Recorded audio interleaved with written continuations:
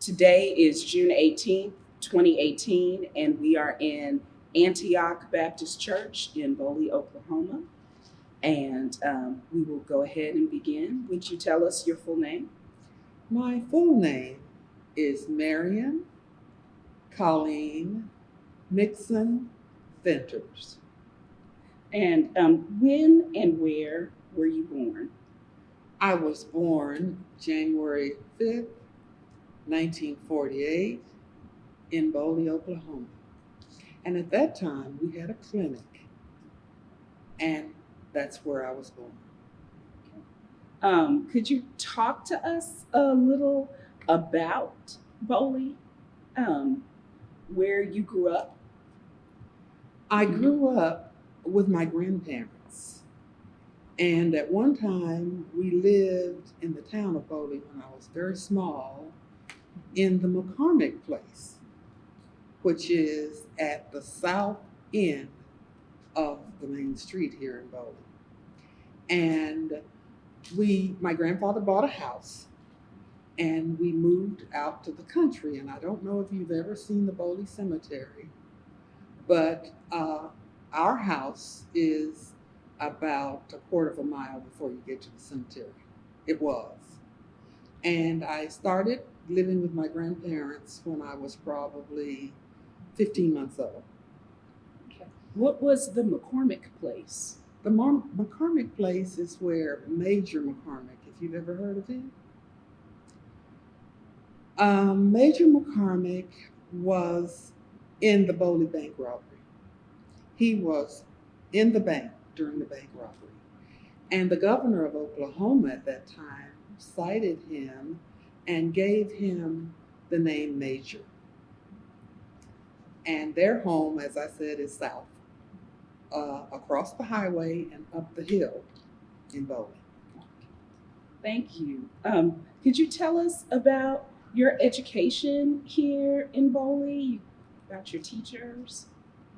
I started school in the first grade here in Bowley, and Mrs.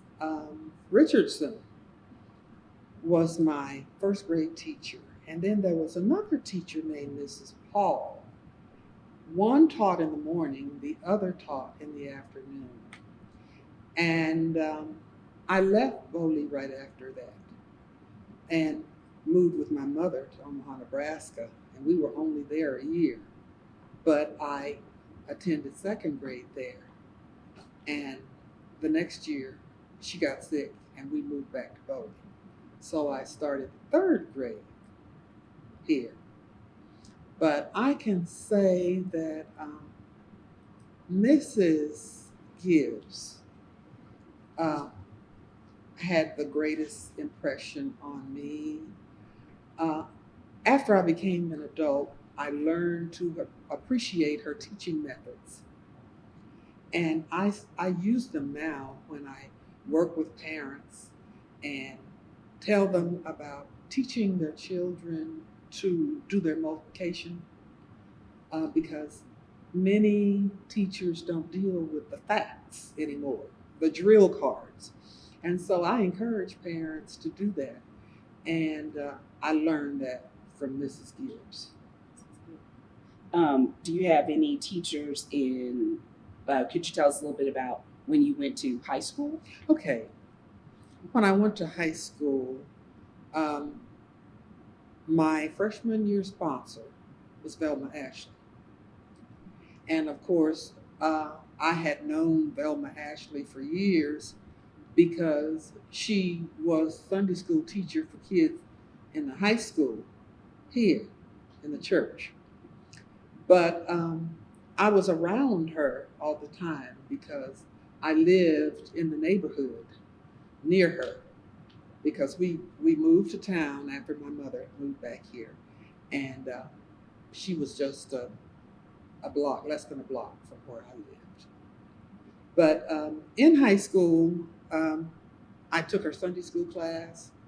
Sometimes she'd have to go alone to meetings, and she would take me with her.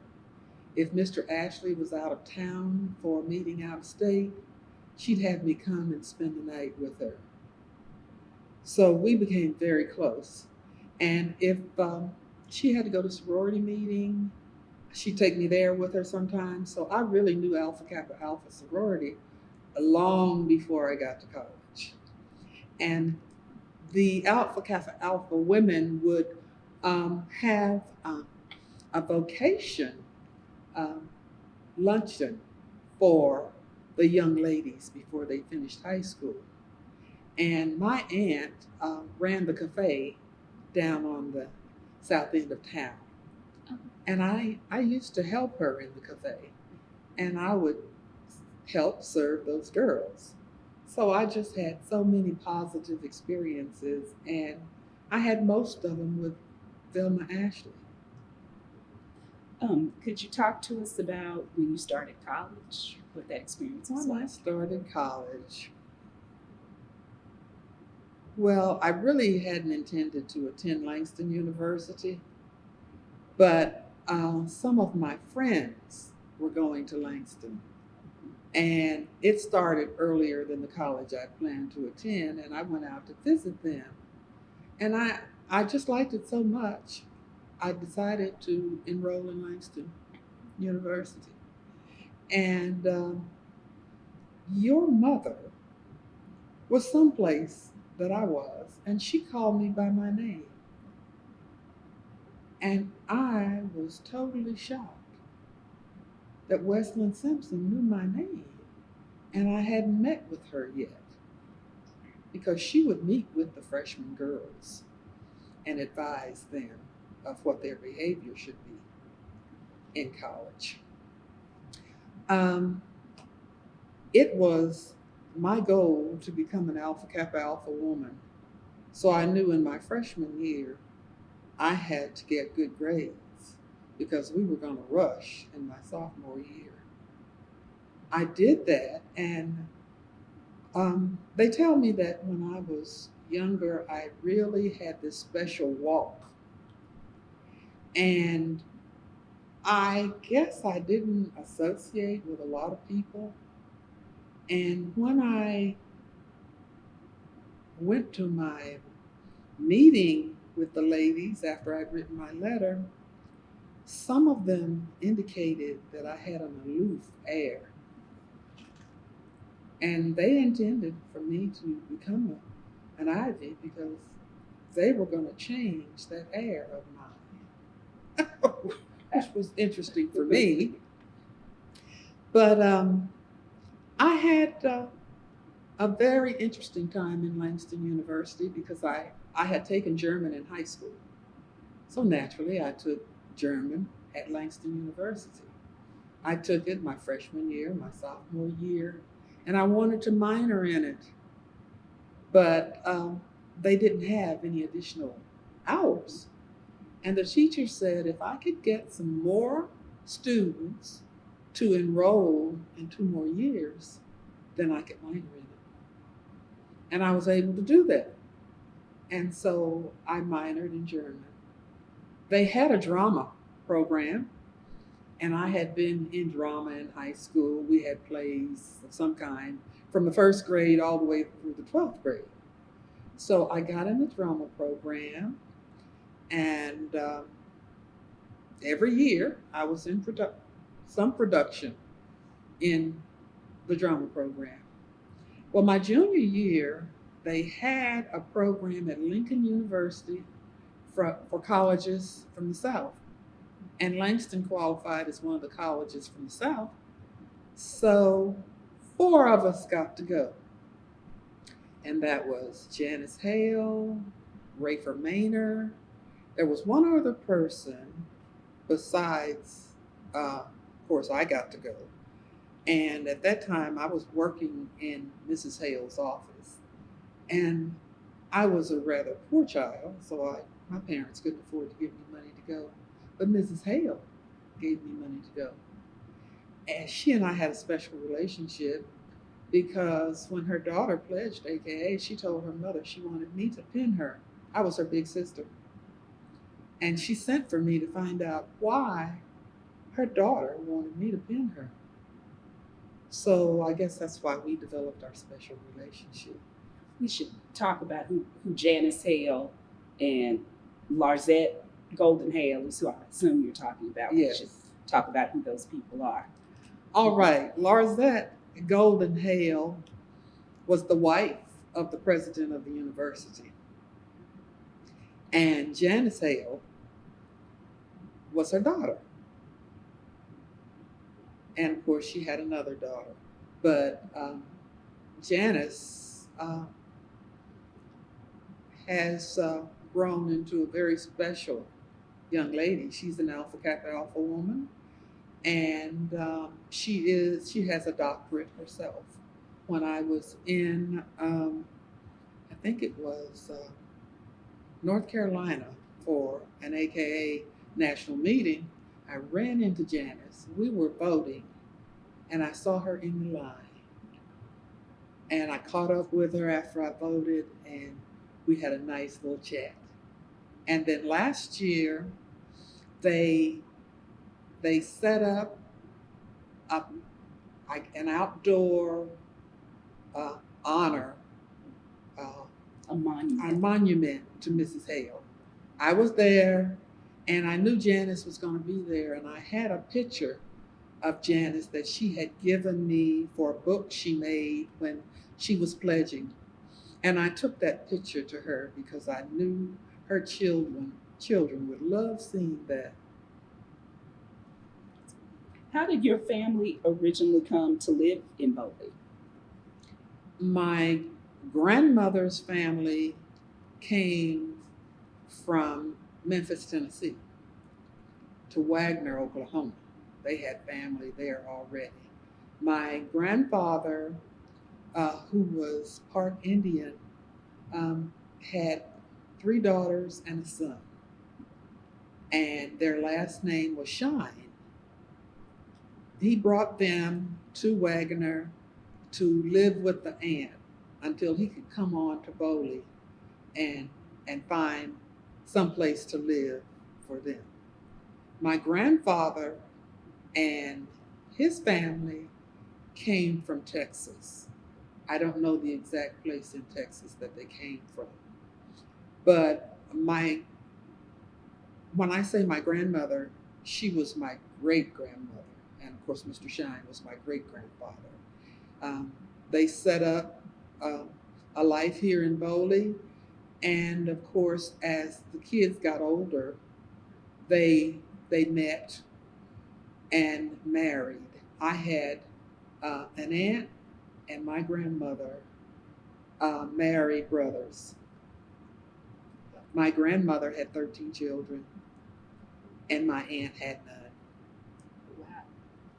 That was very, very interesting. She was the older sister, but she didn't have any children, so she helped with the families of the others. They had big families. And I have lots of relatives here. How did they make a living here? They were farmers. I guess my grandmother and her family moved to the Childsville area, and that's where they did their farming. My mother's people, my great grandmother. I don't really know, but my grandfather that I lived with ended up out where I told you that they lived, and he farmed. We lived with him, and when we got old enough, we helped with the farming. I used to tell my kids in school, it's good to prepare yourself to do a lot of things, because we helped with, he planted the cotton and the cane and all sorts of crops, corn. My grandmother had a garden. We helped with the garden. And then we helped to pick the cotton and cut the cane and do all that when we were kids. And I had, my mother and father divorced early, so I would go and visit my father, and his wife did day work. I used to go to her work sites with her. and I would help clean houses. So I tell my kids in high school, I said, I've had lots of experiences. My aunt had the restaurant, and I helped work in the restaurant. So I said, I have so many experiences. If I didn't have a teaching job today, there are many things I could do. Did you raise your family in Bowley the entire time? My family, I was married in 1971, and I had no children, but my husband has children. And so his children have become my children. He didn't have that close a relationship with them, but he told me that I had a very close relationship with his kids. And therefore, I've brought him closer with his kids. Yesterday was Father's Day, and they started calling early in the morning, or he got cards in the mail. And it's because of me that he has all that love now. So most of them were reared out of state. And how did you meet him? I met him here in Bowley. He grew up here. My husband is 15 years older than I am. We came to Bowley at the same time. He came to live in Bowley because his mother had cancer, and she didn't want to live in a nursing home. So he left his job in Oklahoma City and came here to work. We had a juvenile facility for boys, and that's where he worked. I was working at the high school, and so we would meet and wave in passing as you do in Bowley. And I'm going to tell you how we really met. He came to the house with my mother and some of her friends. And so when they got ready to go, she said, "Would you take him home?" And I said, I didn't want to take him home, but I did. And at that time, his mom had been dead a few months. And he said, "You want to come in?" And I said, "No, not really." And he said, "I won't bite you." So I went in. And he had the loveliest home, so well kept, so clean. So then, after that encounter, he would call me up and ask me if I wanted to go for a ride. And he knew places in Bowley I had never seen before. I was introduced to the country of Bowley because we would just ride and he'd tell me where things were. So I invited him for dinner. He's the tall, he's got a little shorter now. He was the tall, handsome man, and I said, "I'll fix him T-bone steak, baked potato, and salad." And of course, I've always heard the way to a man's heart is through his stomach. And we dated for 4 years. He had been a bachelor for a long time and wasn't interested in getting married. But I let him know that's the only way he was going to get me, was to marry me. And so we have been married 42 years this coming September. Congratulations. Thank you. I love that. Have you all lived the entire time in Bowley? Yes, we have. You see where the telephone office is on the main street. We had a house right next to the telephone office. And I think we lived there about 6 years. And then he had some property across town. And we didn't want to spend a lot of money building a house from scratch. So one of his cousins knew of a house mover.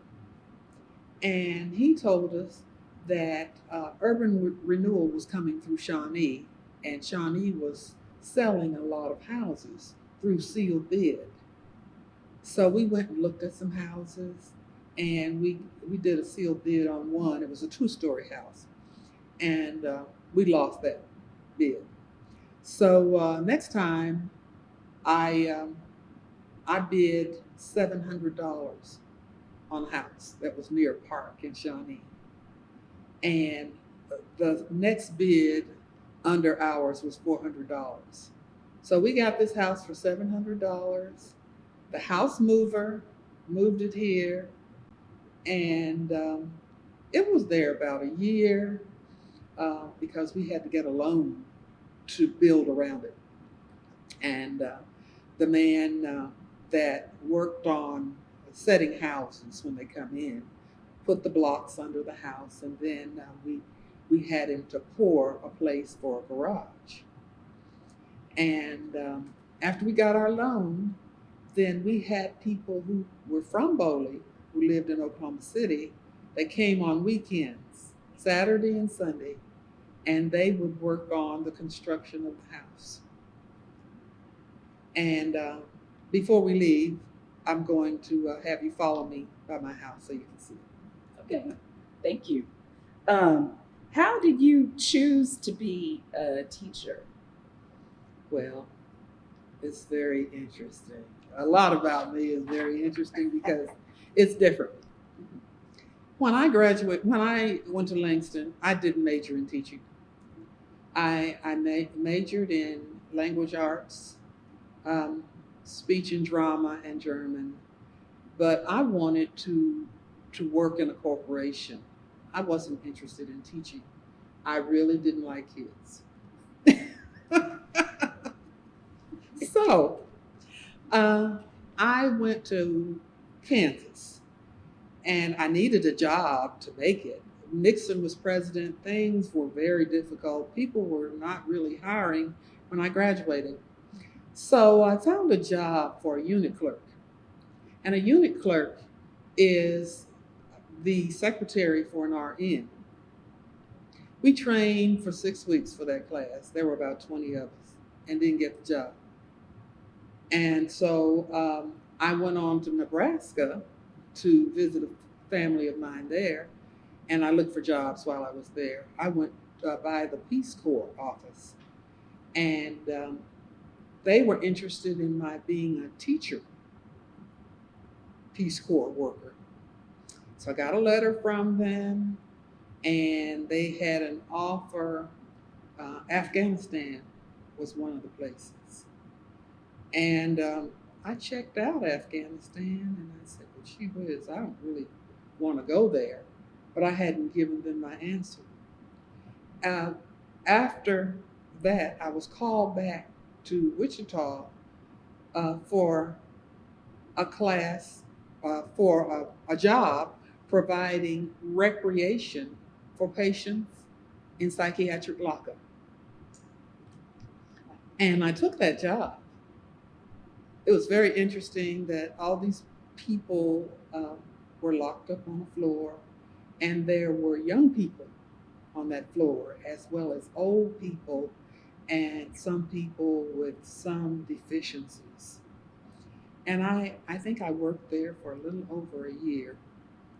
But while I was there, I ran into so many situations where people just needed some personal care. And there was one lady in particular, a little Caucasian lady who had a headache all the time. So I would sit with her, and I'd wrap my arm around her and rub her head. And I didn't know that she was telling her relatives when they came, and I wore an afro at the time, that this boy was so kind to her. And it was a hospital run by nuns. My department was run by Sister Clarissa, very interesting nun. I didn't want to work a shift I worked 12:30 to 9. She wanted me to help out during the holidays on a shift from the 3:30 shift. And I told the personnel that I couldn't do that. One day I was in the kitchen. It was bake day, and Sister Clarissa came in. And she said, you can either work at 3:30 shift or you can go home. And that's when I learned that you help out where you're needed in any situation. So I worked it. And I met different kinds of people on that shift because 12:30 to 9 and 3:30 to 11 were different kinds of shifts. And that's how, and so while I was working there, there was someone retired from Bowley High School. And another teacher moved into that position, which left an English position vacant. And I came and interviewed for that job and was hired. And I worked at Bowley for 13 years. From when to when? That was I worked at Bowley from August of 1971 until May of 1984. The integration had already taken place. Oh, yes, yes. Bowley High School was there. When did Bowley High School close its doors? It was. I'm not exactly sure of the date. Okay. Because at that time, It was open a long time. when I left Bowley High School, I went to the prison. It had been open 1 year, and a husband and wife had worked at the juvenile facility, but they couldn't work together in the prison. So she came down to Bowley to work, and I went up there. Did you get to teach German at all while you were at Bowley? Oh, yes. I taught when Mrs. Ashley retired. She had taught German, and I moved into the German teaching position then. There are things that I'm missing from my experience of teaching at Bowley. I taught speech. I taught German. I did drama with the kids, and in that department, I did outside experiences with kids. I worked with community education through the State Department of Education. I had community ed classes that teachers taught at Bowley. We taught also GED classes. And I would get teachers to help with the GED.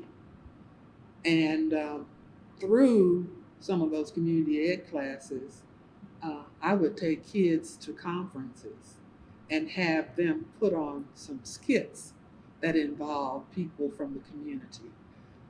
We had a library at the school, but it was small. And in my English classes, I had kids who were quite intelligent.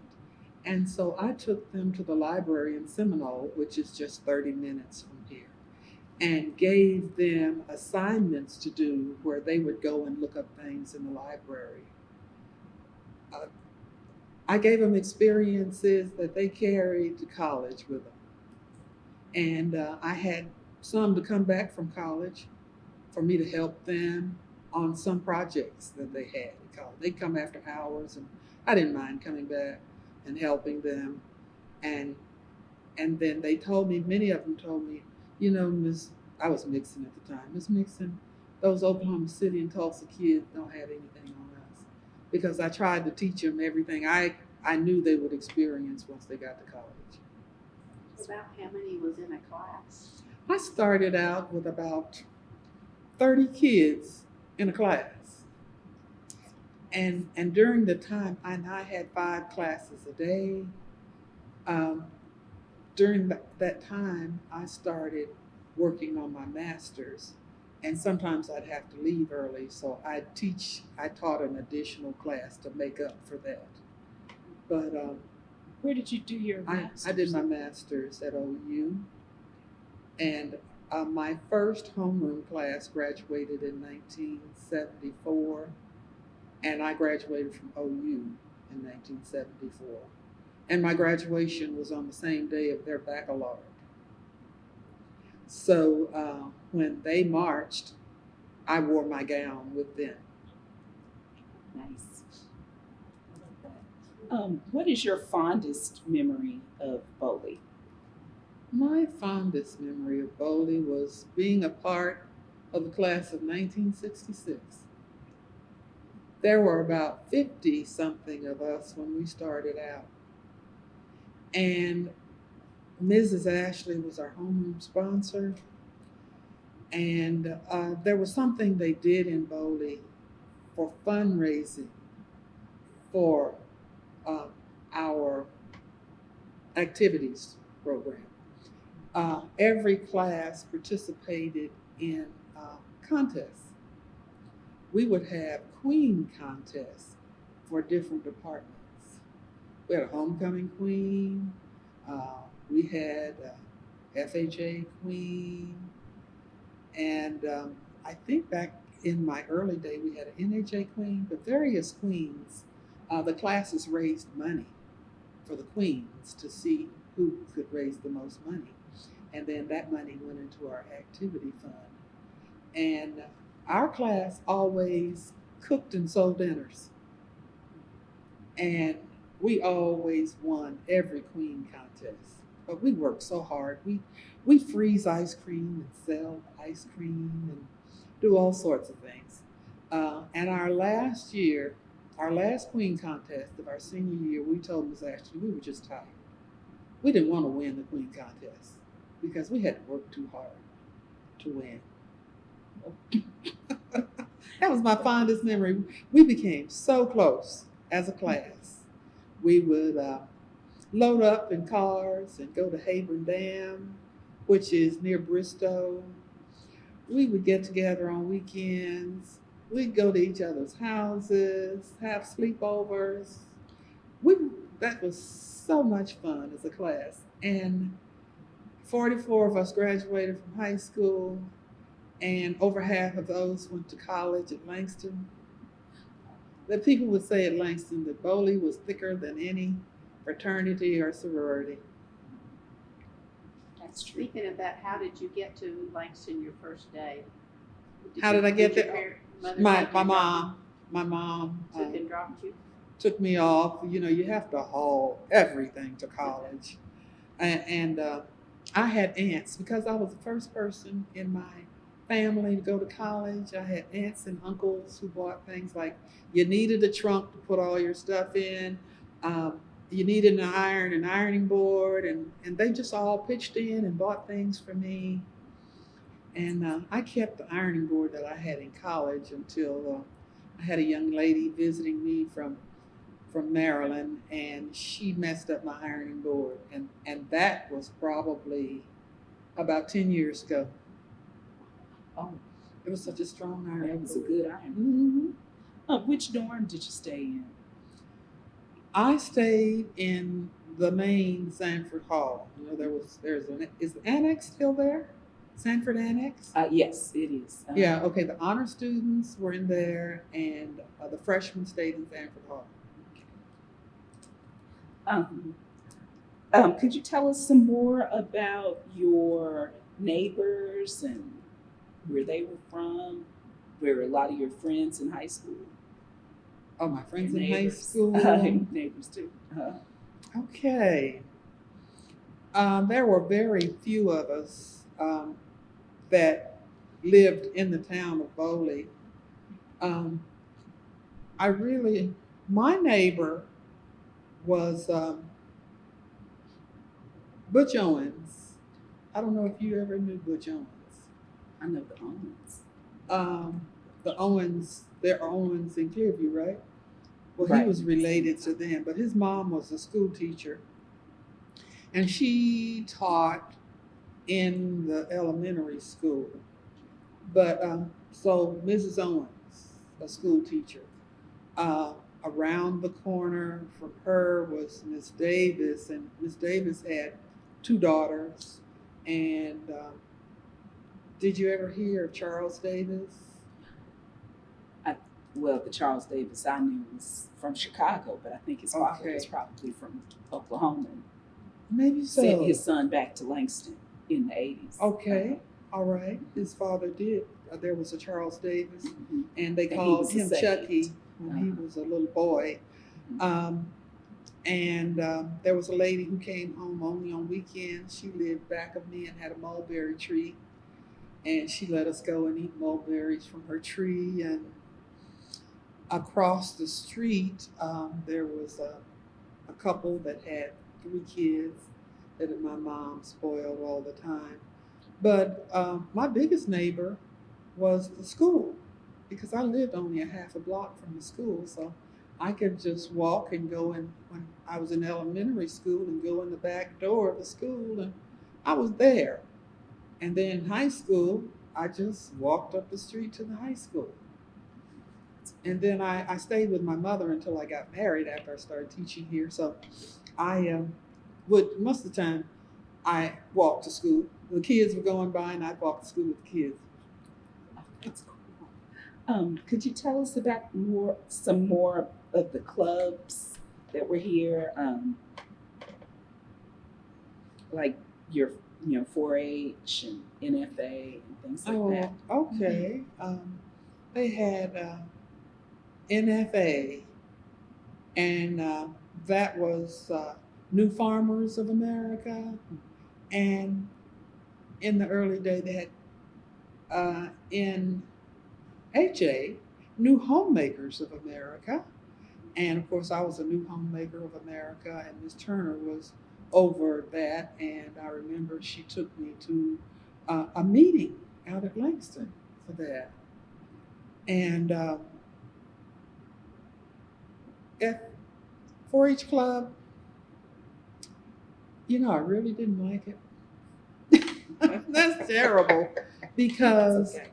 I grew up, and of course I participated. I had no choice. I didn't like it, but I participated in it. And in 4-H Club, you learn parliamentary procedure and all that. And I was always elected presidents of organizations. I couldn't understand why, but I was just good at things. I knew how to run things. My Miss Ashley said that she nearly dropped her teeth when they elected me president of the freshman class. But there were not many kids who knew me. They had heard of me, I guess. And out of those 50-some kids, I was elected president. And I guess I was just a leader. But I learned to sew. I learned to cook. I could do just about anything in high school because my mother went to work, and I would cook things and try it out on the kids in the neighborhood. So tell us about some of the things you cooked. Oh, I would bake cookies, and I'd make cakes, and I didn't try pies too much, but cakes and cookies I like to make. And even now, my husband's favorite pie is cherry cream cheese pie. And about once every 2 months, I'll make that for him. But I started making dump cakes recently. And my friend Cheryl Booth told me that her daughter complained that she only made cherry dump cakes. And so for rodeo weekend, they were coming over. And I made a peach dump cake. And I made one for her daughter to take home. Nice. We'll talk about that some more too. Who makes up the Bowley community now? Can you contrast it between now and when you were in school? You mean community leaders or just people in the community? People in the community and the leaders. Mm-hmm. Well, as I mentioned to you, Yvonne Shelton is our mayor now, and Mrs. Hicks is president of the chamber. Her sister is treasurer. Um, there are the Masons here in town, and my neighbor Von Wilcox is he's the worshipful master in that, and my classmate Don Williams works really hard in that. They've built up a good group of Masons. We have Delta Sigma Theta and Alpha Kappa Alpha sororities that are active. And of course, I think Deltas meet in Bowley most of the time when they meet because they call it the Bowley Alumni Chapter. But there are many people who come from Oklahoma City who are members of their chapters. And there are family members that may be in Oklahoma City that are members. In Alpha Kappa Alpha, we meet in different places. As a matter of fact, my meeting is going to be Saturday, and I'm going to have my meeting at LaDonna's in Meeker.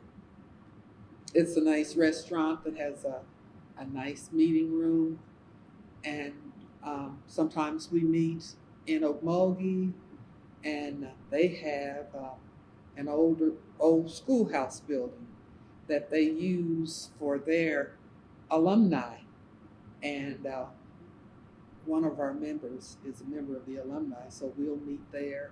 Sometimes we'll meet at a home there where a lady cooks. But we meet at various places because we have members in Oklahoma City, Midwest City, and Donna Greenhoward is in our chapter now, and she has a distance to come. So Meeker is going to be a central meeting place for them. Were those organizations or other organizations major for the town? Do you feel like they really helped to shape policy in the town? I would say that the clubs, Self Culture Club and the Ladies Industrial Club. I remember when I was in high school, we had a Young Ladies Industrial Club, and then the Self Culture Club would invite the young ladies in for a meeting. I think it was a part of training for us, for them to do that. But I don't know much about the men's clubs except they had the veterans had an organization. The town had officers. I think they really helped to shape the town. The women in the organizations helped to shape it. The Ladies Industrial Club had a library built up at one time. So, and the churches, I believe, were the main ones. These people were in the clubs, they were in the churches. The churches combined for different times, like on the fifth Sunday, they would get together and have a competition on the Bible. And that was every fifth Sunday up until Mr. Ashley from Bristow passed away. And then they stopped having it. And that was probably about 10 years ago when they stopped having it. Which Mr. Ashley? Was it Lewis? Clement Ashley. Okay. Lewis was here in town. Okay. Since we're talking about churches, can you elaborate on what the churches were in the town?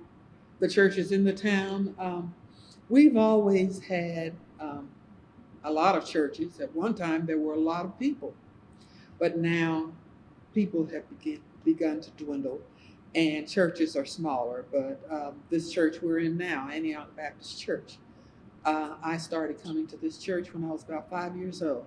The pastor would come out in the country and pick us up. And then we had neighbors who he'd pick us up for Sunday school. And then our neighbors up on the hill would bring us home. They had to pass by our house. Me and my brother, they would drop us off. There's up on the hill is the AME church. And out north is the CME church. And at one time, the CME church was in town. It was a big block building where you had to go up a lot of steps, kind of like people come up the front steps out there. But their steps were taller. And in the country, you had you had St. Emmanuel Church in IXL. I don't remember the name of that church out there right now, but There's Pleasant Hill was the first church I think I went to. It's way out. It was way out in the country, but they moved to the highway and built a new church. But we just had lots of churches around here. Could you tell us about some of the major leaders that from when you were a young woman, you know, high school as compared to now? Is it some of the same families or is it very different? Same families that there are now. Mm-hmm. Who were leaders then? Is it their descendants who are the leaders now? I would say that Mr. Ashley was a leader for many years. I guess I mentioned the Chamber of Commerce, but and the town leaders, and Ms. Hicks and Ms. Matthews are relatives of his, but there were so many other leaders like Mr. Dolph, and I can remember it, and Mr. Martin, M.H. Martin. He was a school teacher and he was a town leader.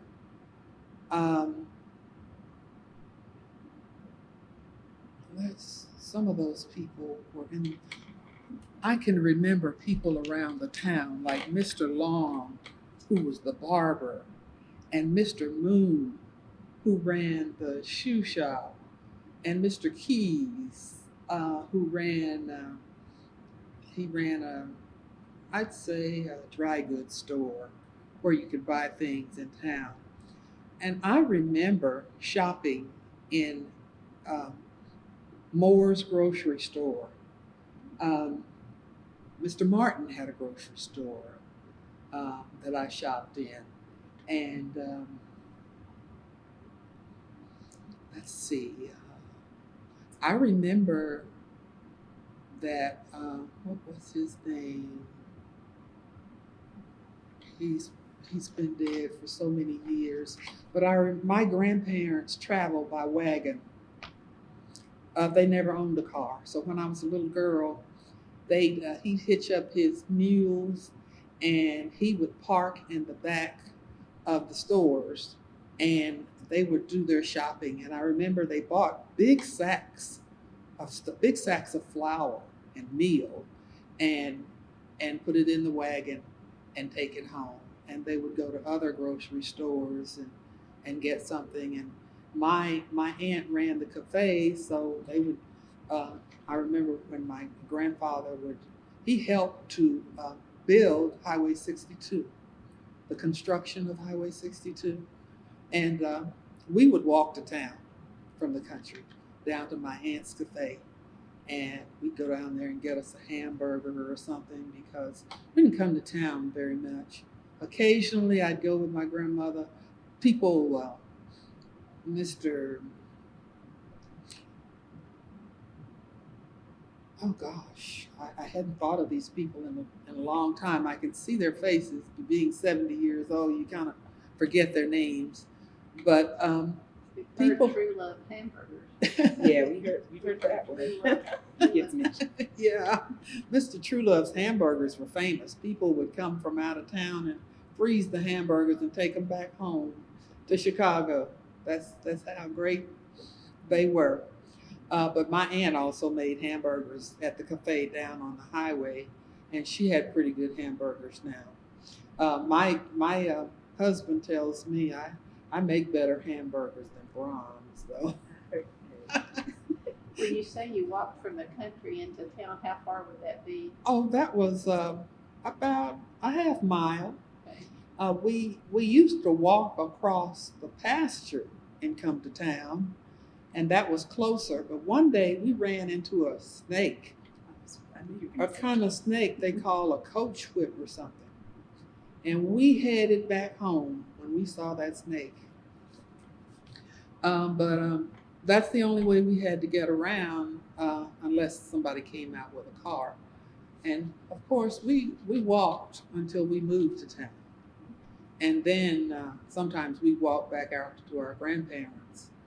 And for exercise, when I was teaching, my uncle lived out there, so I used to walk out that way to visit him for my exercise.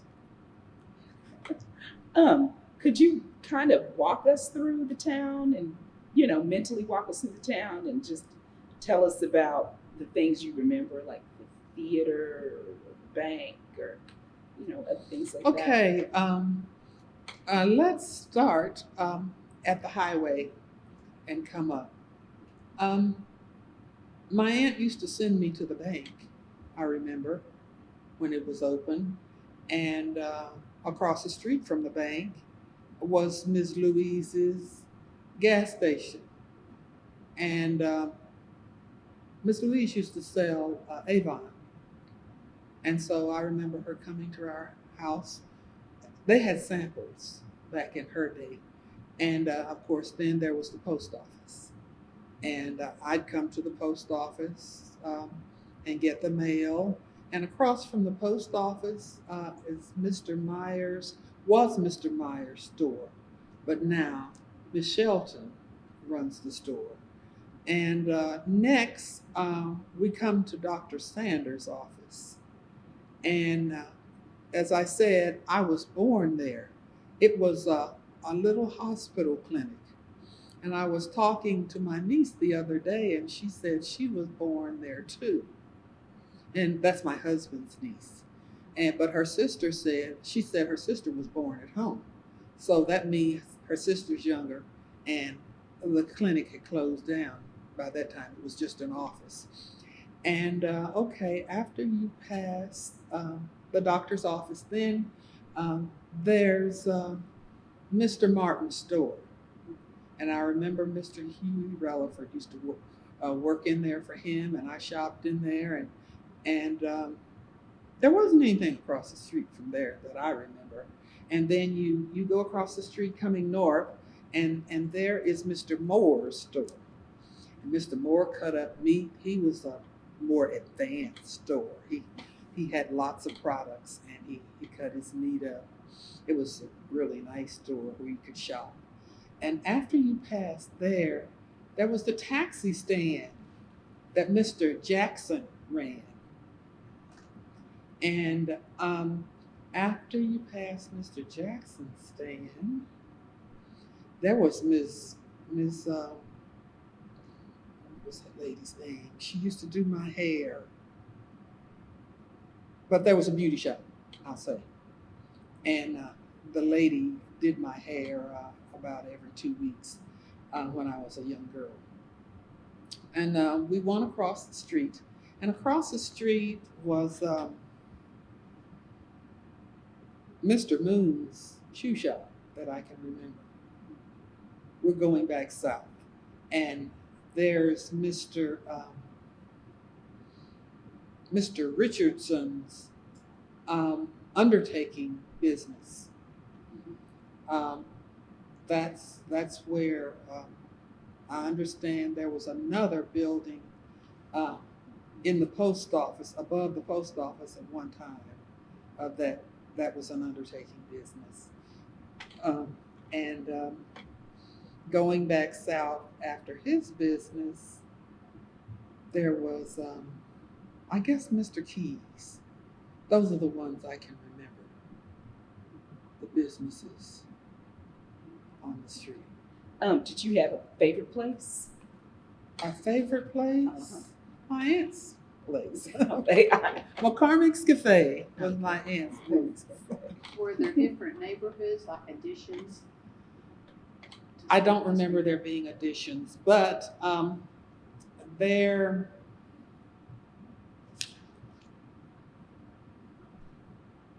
I would say, no. There were no additions when I was growing up. We would call them the neighborhood where so-and-so lived, or across town, things like that we would call it, but no additions.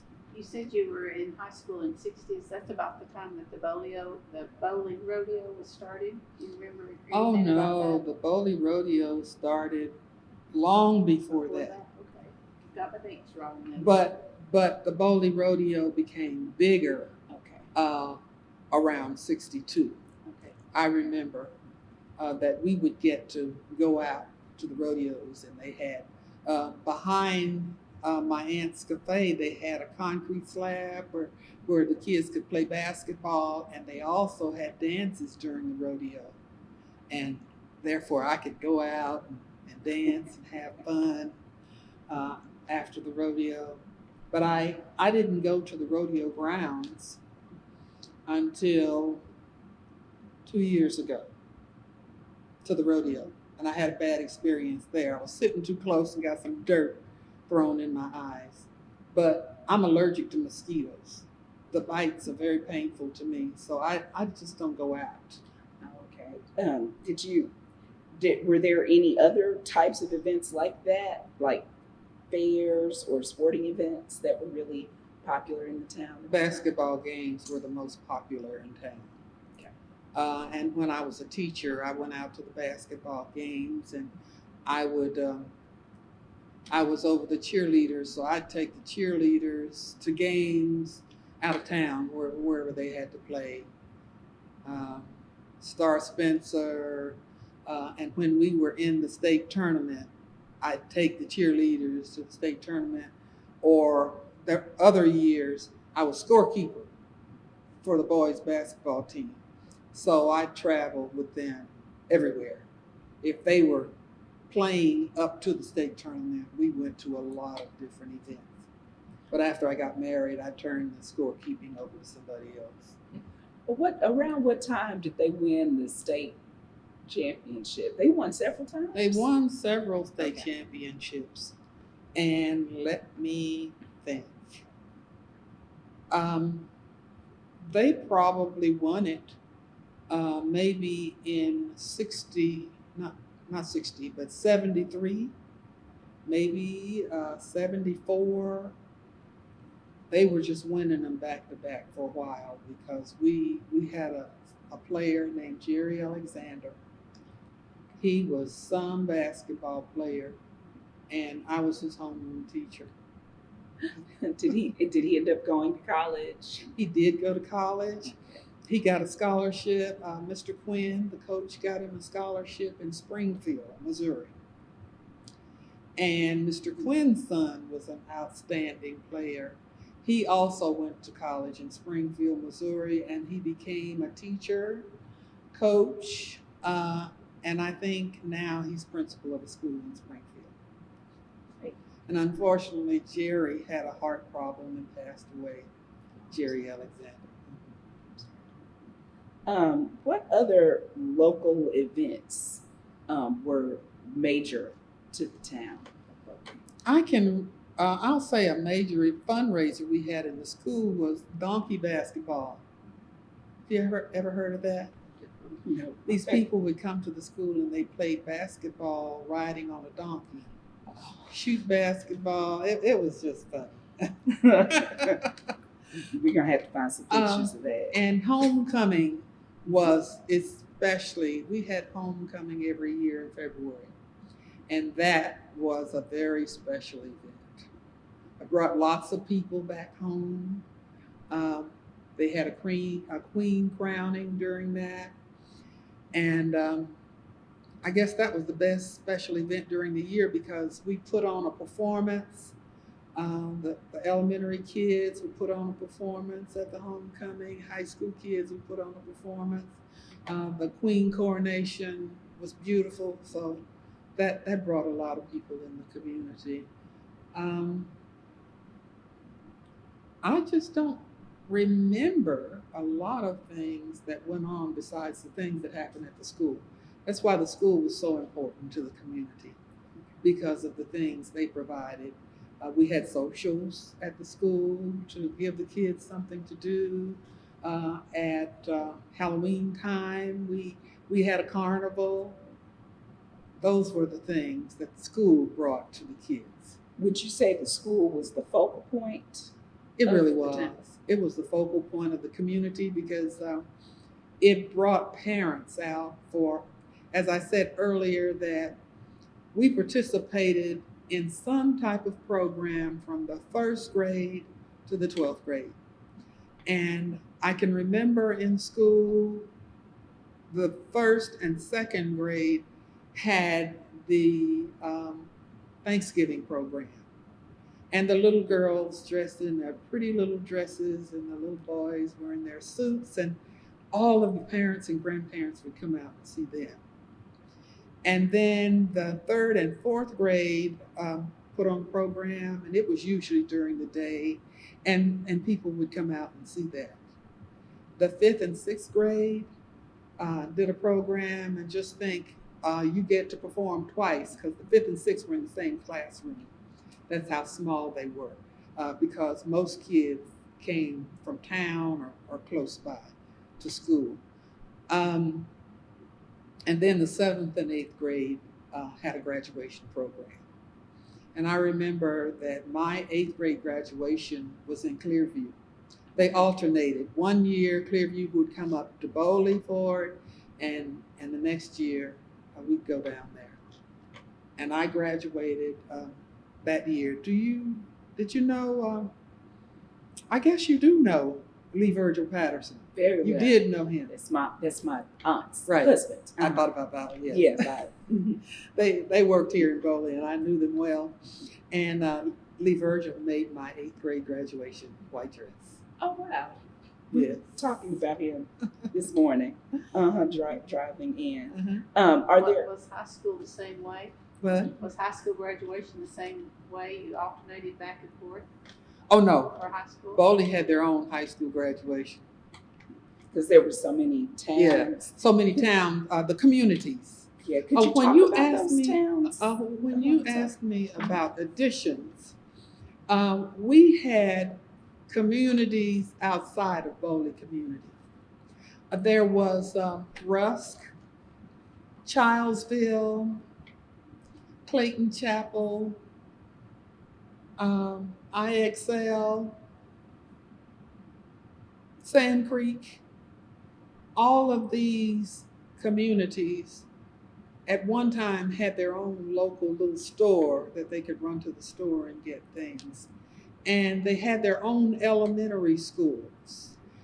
And then when they finished elementary school, then they came to high school.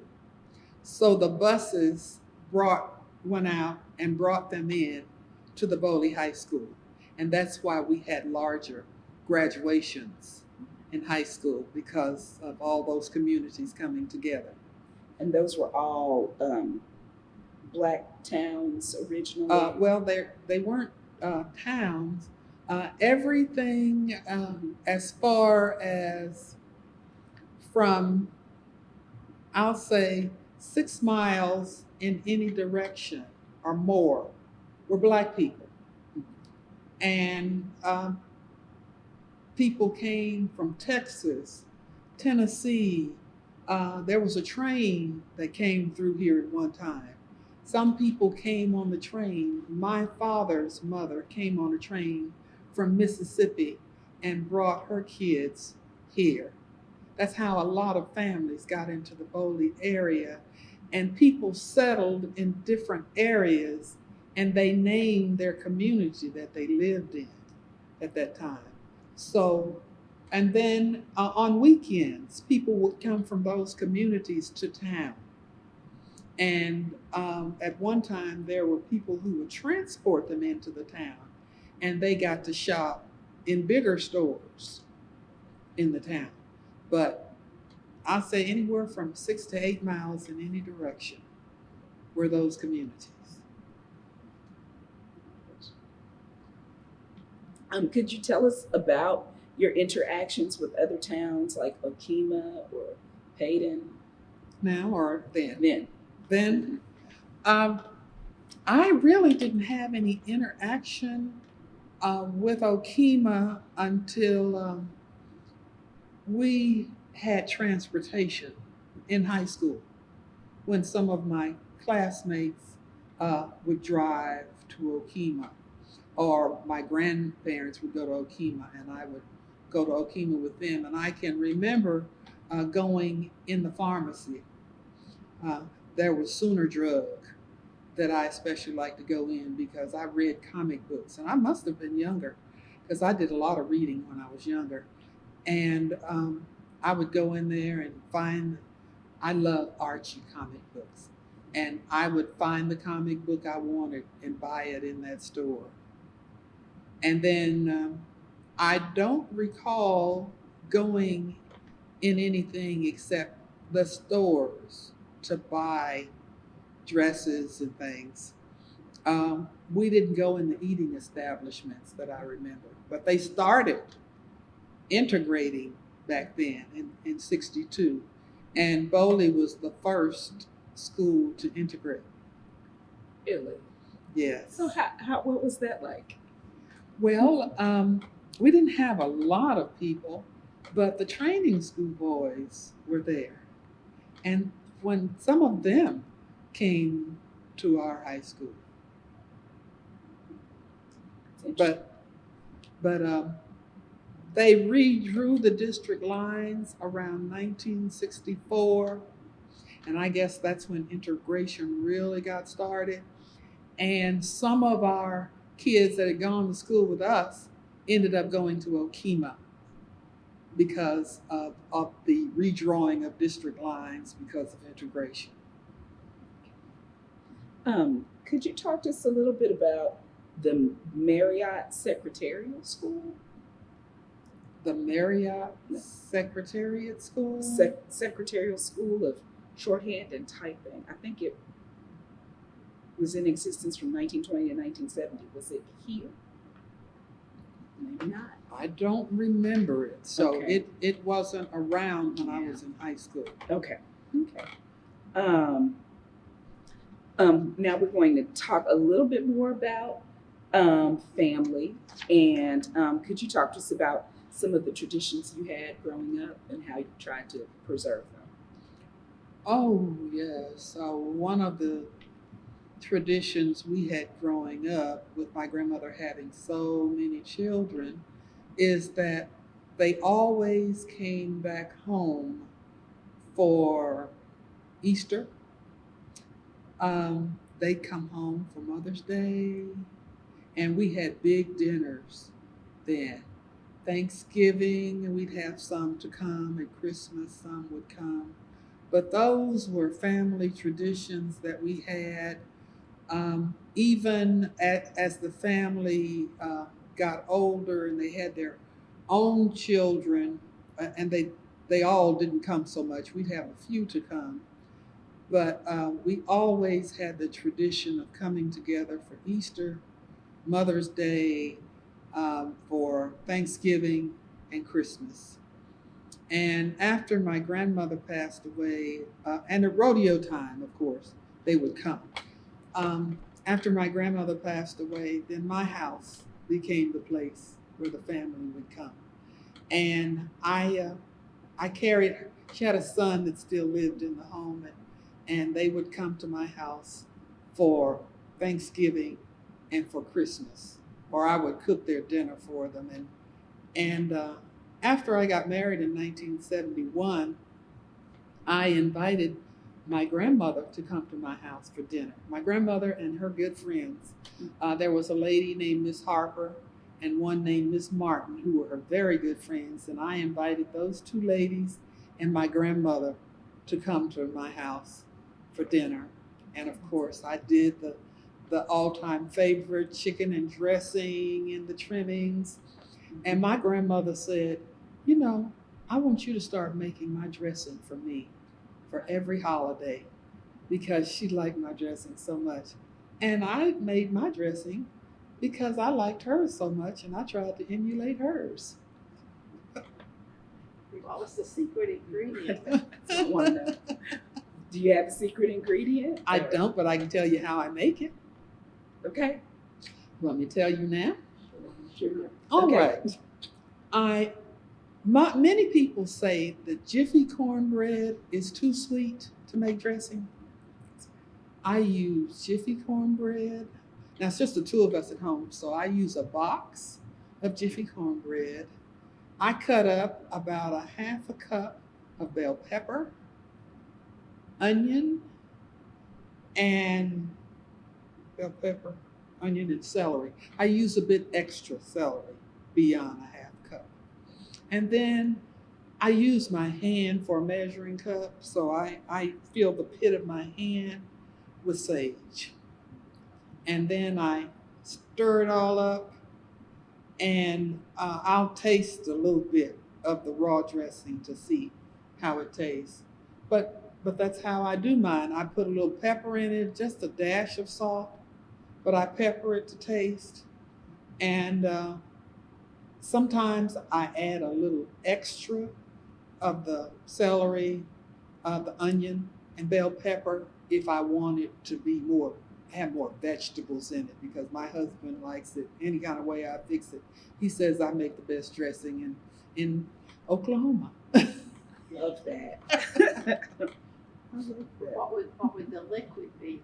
The liquid, oh, I'm Broth? sorry, I Broth? forgot the liquid. I use a can of cream chicken soup, and I add a can of water to that, and I use my potato masher and I stir it up really well, pour it in there, and it's just enough.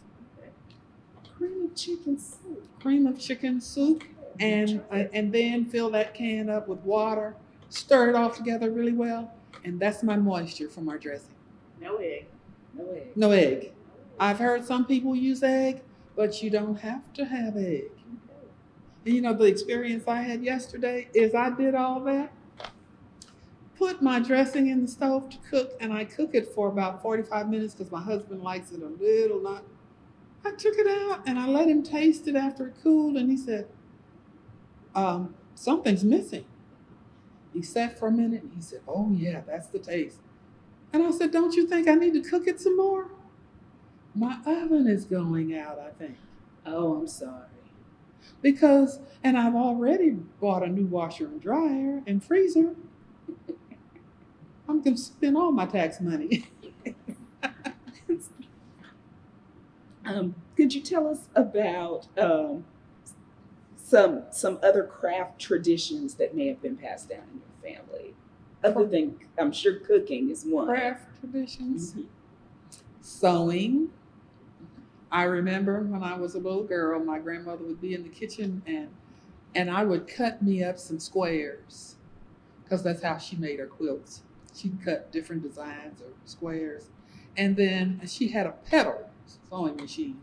And I'd get on that sewing machine and sew my squares together and make a long row.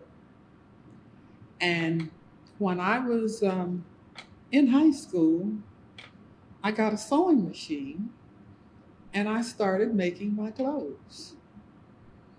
And then when I went to college, I happened to have gotten a roommate from California whose mother was a home ec teacher, and she knew how to sew. She could make lined suits, which she did. And so at that time, you know, mini skirts were in style, or you don't know that. You were too young. So we cut off our coats to make mini coats to match our mini skirts in the wintertime.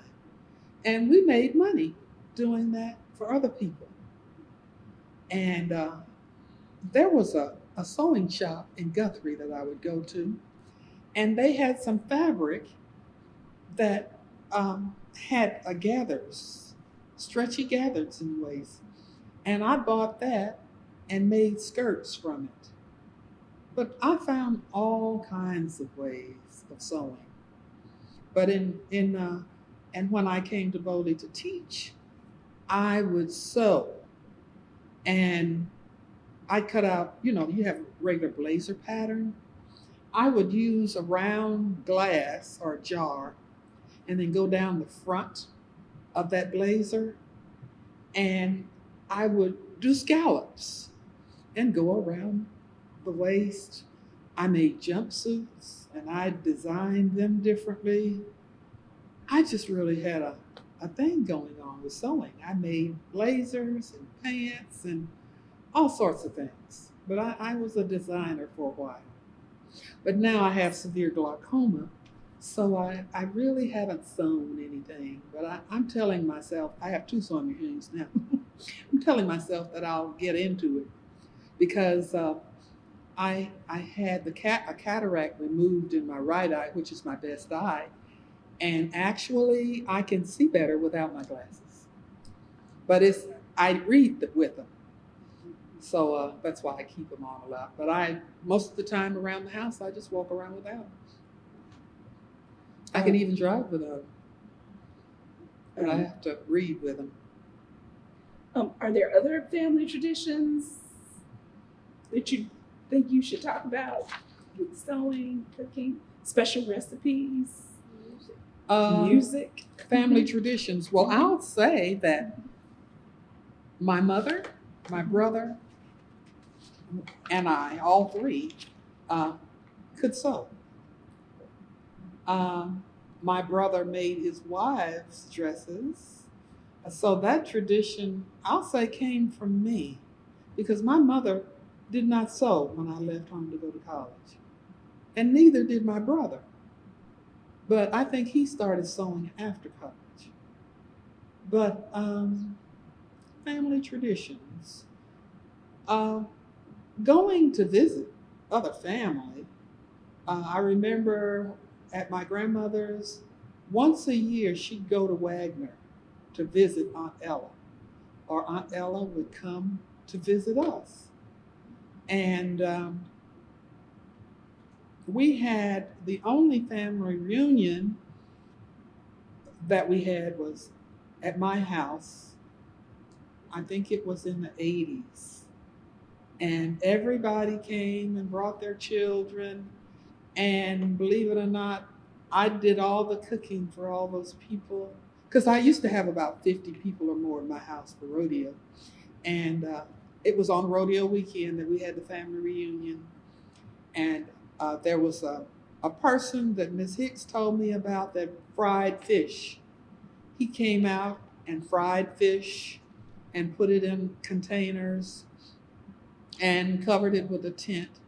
I cooked all the other food that we had, and we had tables and chairs from the church here, from downstairs, and we lined them up in the garage, and we lined tables up in the driveway, and everybody went through the line to get their food. It was a big family reunion, and it was the one and only that I had in my house.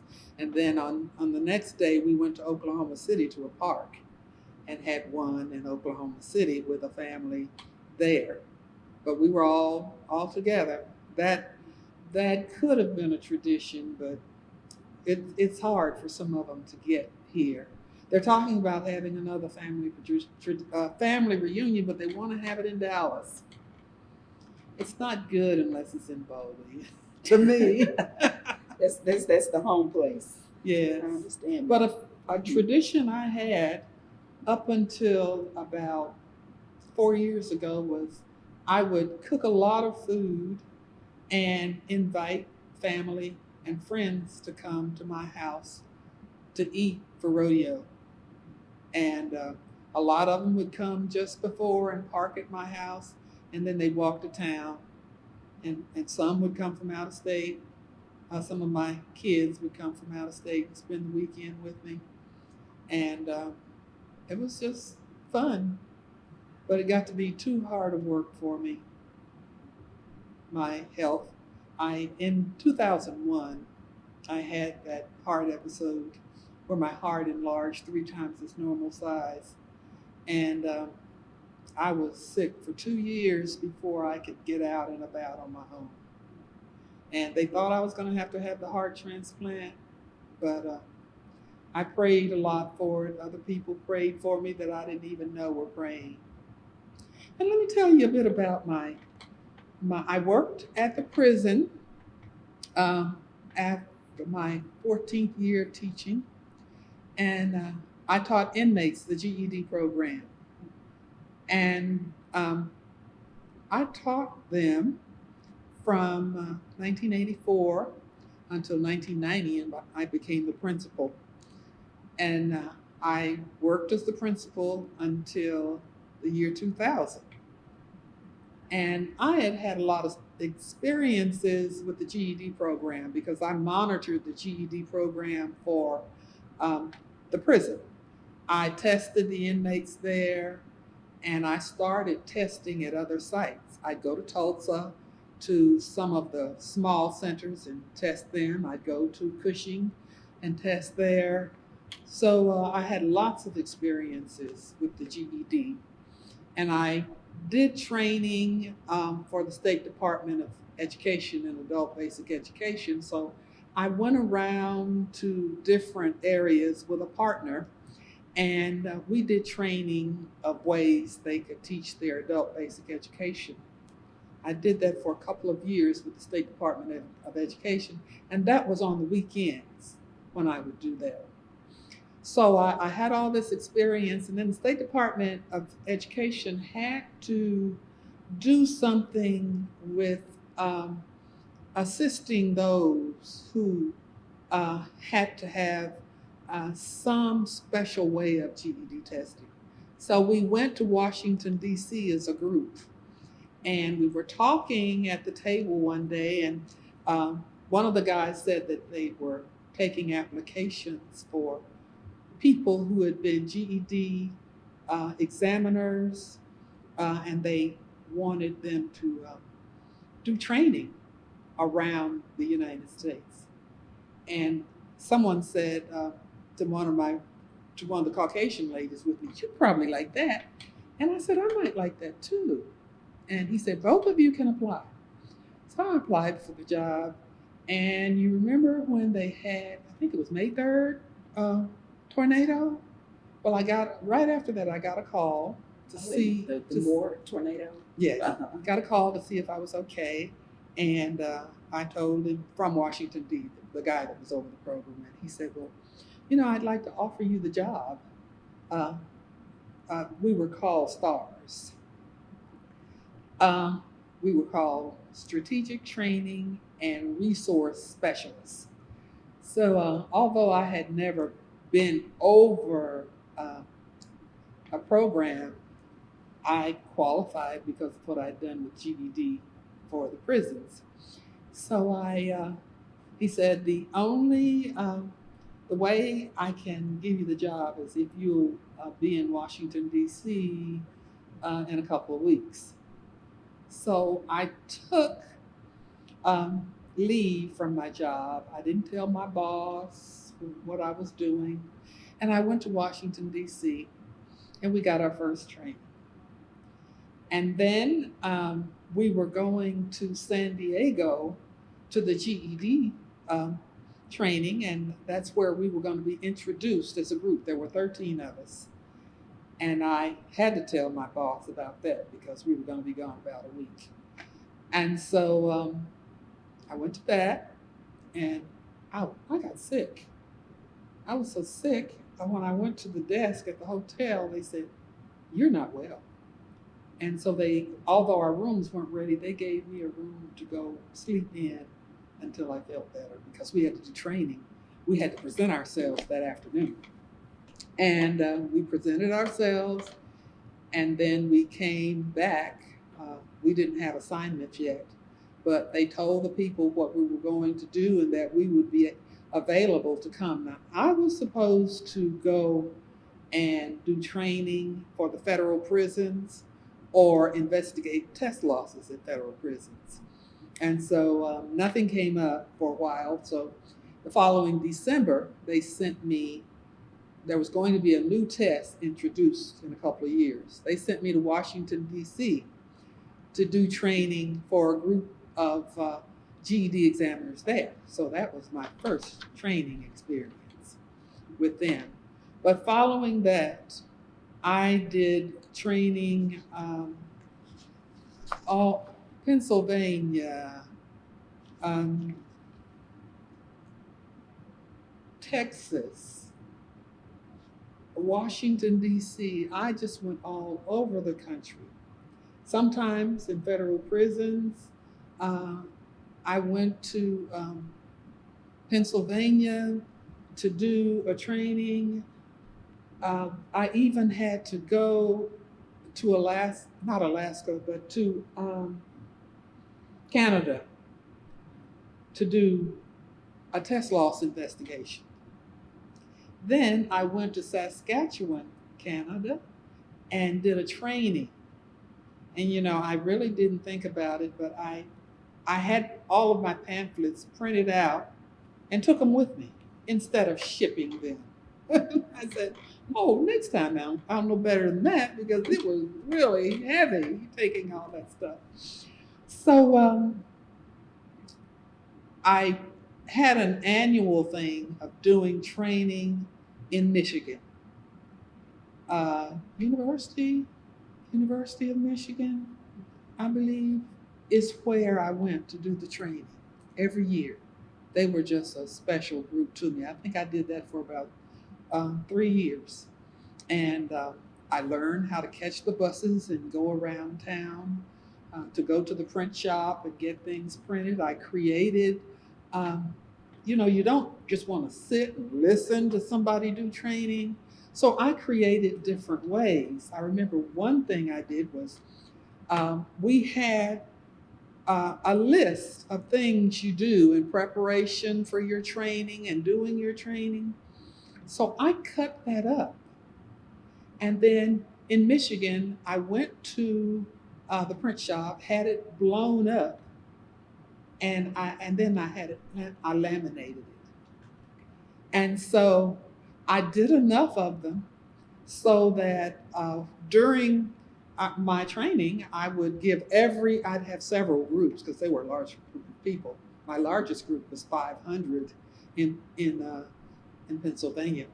But I'd have them mix them up and then put them together in the order that they should. And then every table, somebody from the table would get up and tell the order of them. And then another table would tell their order.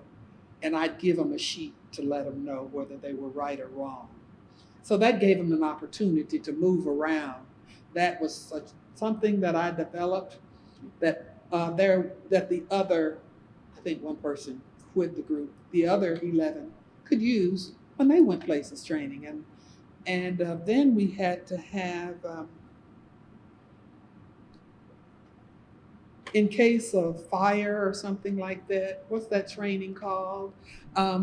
But I helped develop that, a pamphlet for our groups to train with when they go places. So I was always developing something at home. And it was so different from my regular teaching, because if I worked at home, I got paid to work at home. And I was paid $58 an hour. That was more money than I'd ever made. That's cool. And I did that until about the latter part of, I guess when I got sick in December of 2001 is when I came down with a heart episode, and I couldn't work again.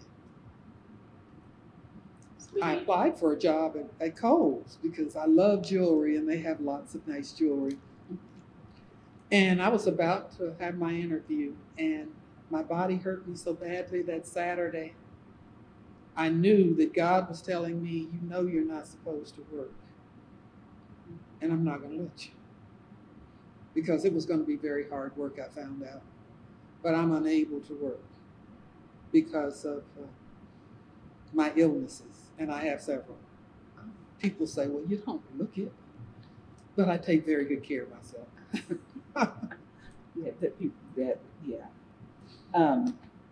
Well, I'm sorry to hear that, but you do great. So Thanks. What world events had the biggest impact on you growing up? And not just world events, like things happening in Oklahoma City, things like that. That I may have participated in? Well, or that I learned about? Let's start with learned about and then tell us what you participated in. In Oklahoma City or Tulsa,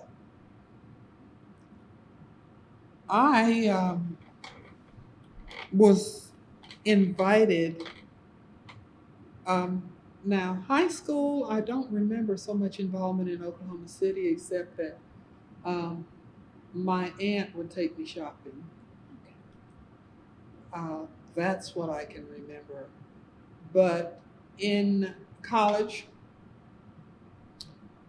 from Langston, we used to go to restaurants on the weekend. We would go to Stillwater.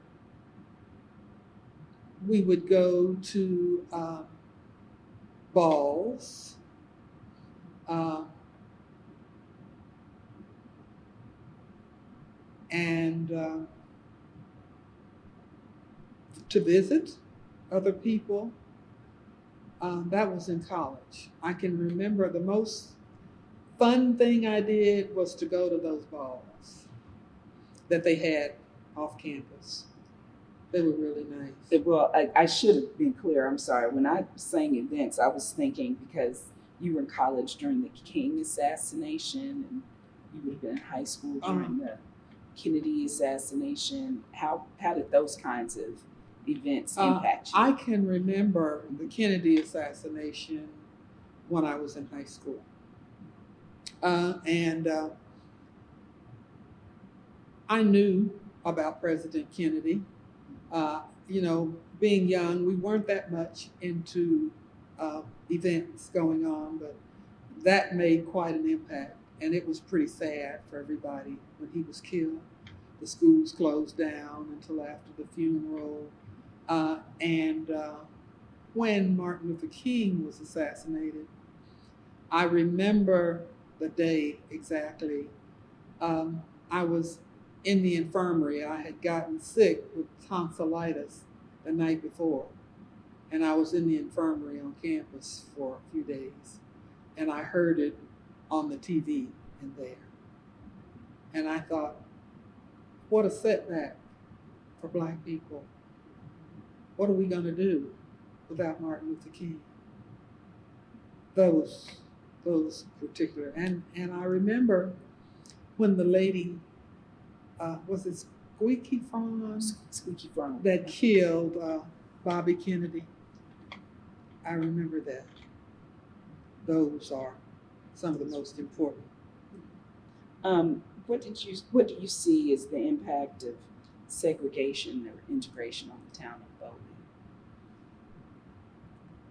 The impact of segregation on the town of Bowley? Right, or integration, whichever you'd like to. Well, we didn't know that, we didn't know that much about integration. We were here in town with each other. We didn't know about it. When I went to Omaha in the 3rd grade, one of my best friends was a little white girl. I integrated easily because people were people to me. I don't think I ever saw color. We were in the 2nd grade and we walked to school together, and her name was Veronica. I love that name, Veronica.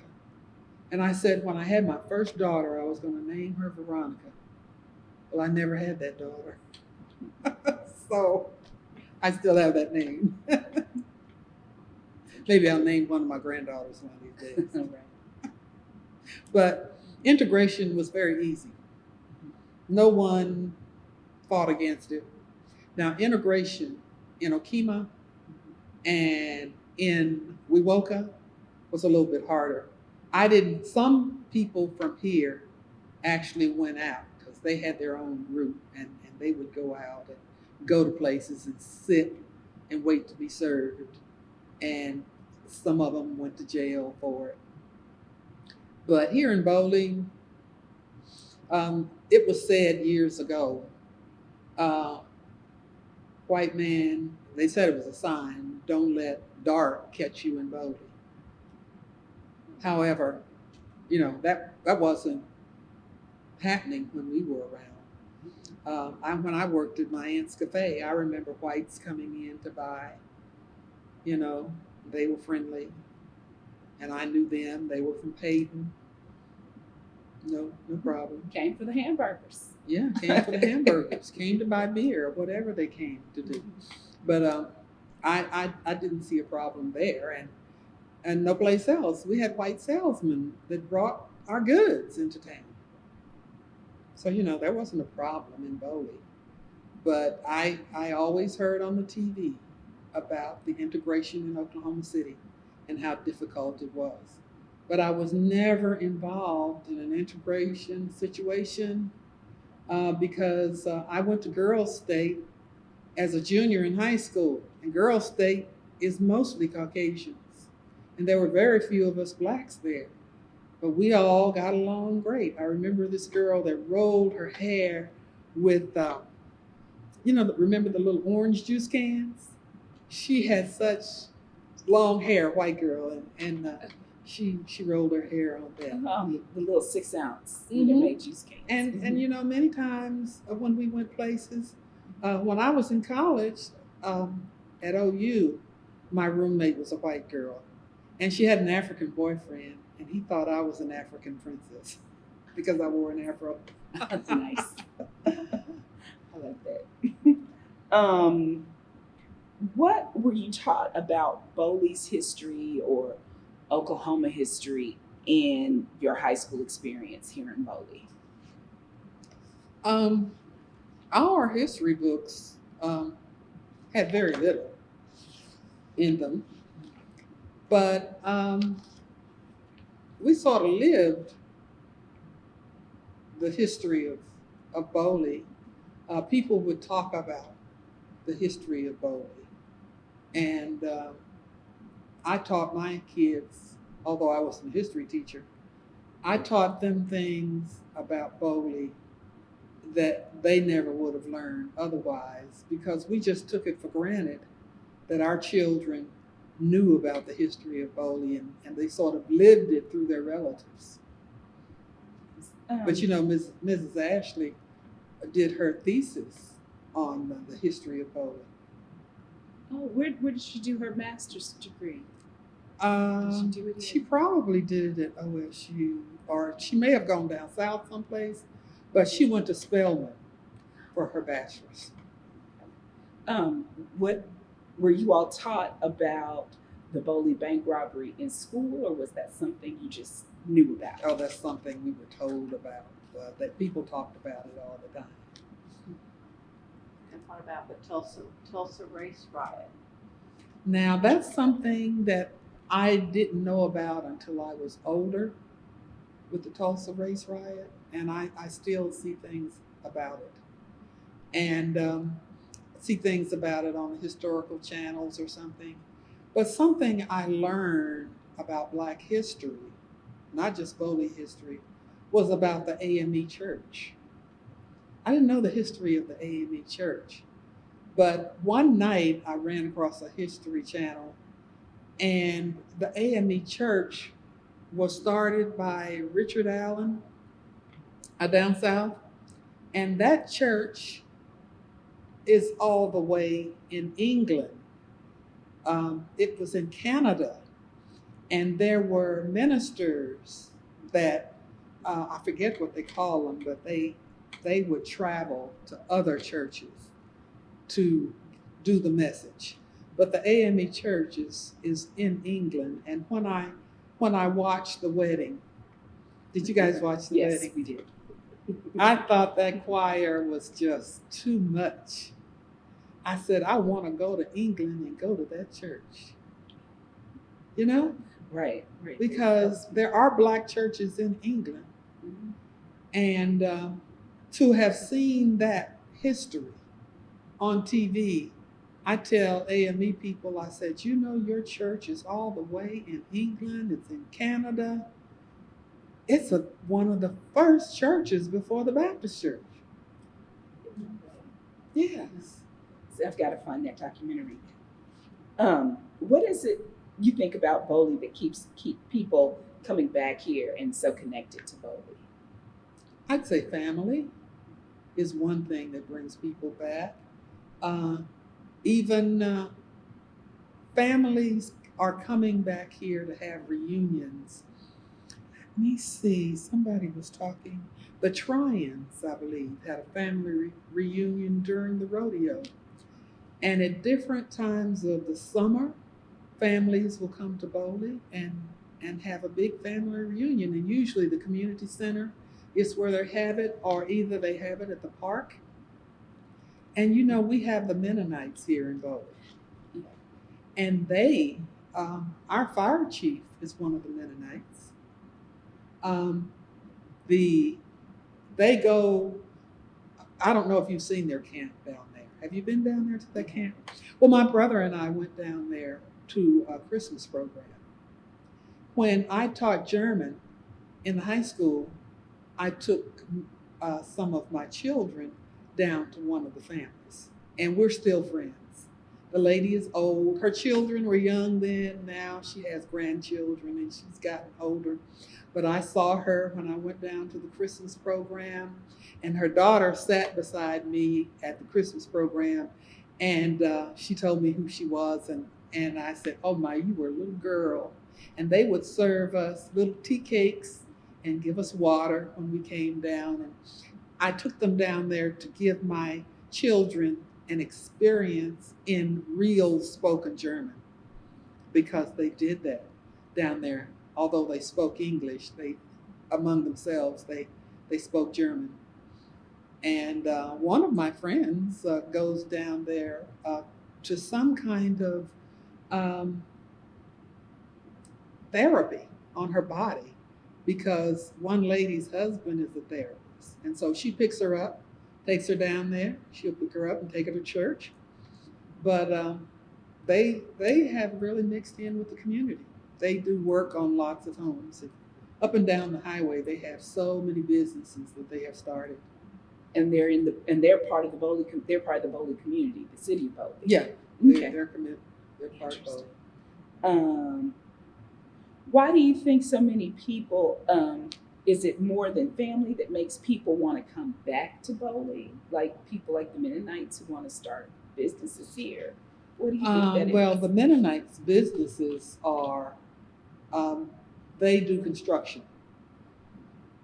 As a matter of fact, I had to have part of my office redone in my home because the termites had damaged the floor. And we didn't know it until I bought a credenza and put in there, and then it started to sink in the floor. But along, I'll say from Payton to Prague, you see tractor facilities on the highway and these little small houses. Those are businesses that the Mennonites have started. There's something with a big trailer on top of it. That's their business. They have come in and started business. They have a concrete business in Prague, but their biggest business is home building and remodeling or anything you might need done in your home. And you have to wait in line. They put a roof on our church. Yeah, they do that. That's their trade. The children go to school until the 8th grade, and then they are trained by their parents. We knew that about early Germany, that they did that.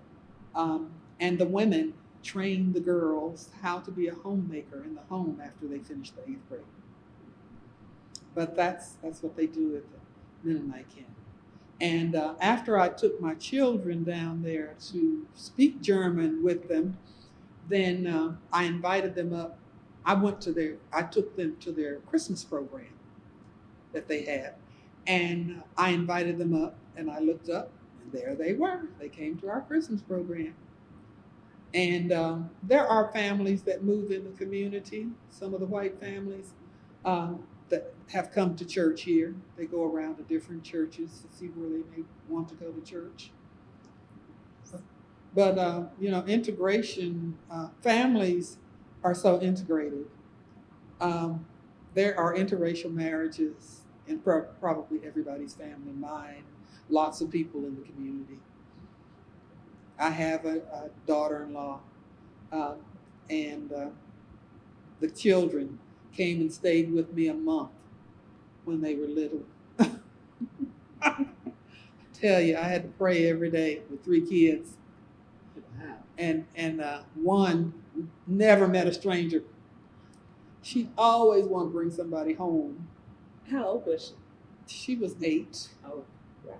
We'd come up to Juneteenth is another tradition that they have. They just had a Juneteenth program out at the park this Saturday. But there are a lot of things that we do around here. What do you think is the most important thing that people should know about Bowley? I think they should know that at one time, Bowley was a flourishing African American town. We had all types of businesses, cotton gins, everything for our own service. When people first came in, they came from everywhere and they were trained people. We had 3 or 4 doctors here, just all sorts of trained people. We had trained pianists that taught other people, and that's something that has died in the community. No more pianists to train the young people because This beautiful grand piano. You all have. we have our pianist comes from West Oklahoma City, and she used to live in Oklahoma City, and she moved in with her daughter, and she left for a while, but she came back here because she said we are family to her. So and she comes. We only have services every other Sunday, and she's here every other Sunday. And my pastor's family is from Paris, Texas, and they came up for my pastor's anniversary the weekend after the regional conference. That was in late March, and we're going down there in first weekend in August, and our pianist is going to go along with us. All right. Mm-hmm. How would you like to be remembered? I like to be remembered for my love of the children when I taught. I didn't like children, but when I started teaching in Bowley, I grew to love them. I like to be remembered for how well I taught them and how much they appreciated. As a matter of fact, when I got sick, I wrote my obituary, and in it I mentioned, that I love my children when I taught, and they loved me, and that's what I want to be remembered for, being a good, caring teacher, no matter what family you came from. When I was teaching at the prison, it was my feeling that they were some mother's child. And so I owed them the best education I could possibly give them. And something that I started when I started working at the prison that they didn't have was I started a graduation program.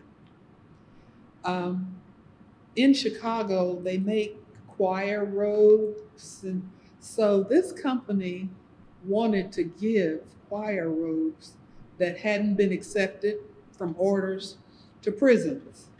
And the prisons in Oklahoma got choir robes. And ours were blue with white trim, and they were royal blue. So I ordered white caps to go with them.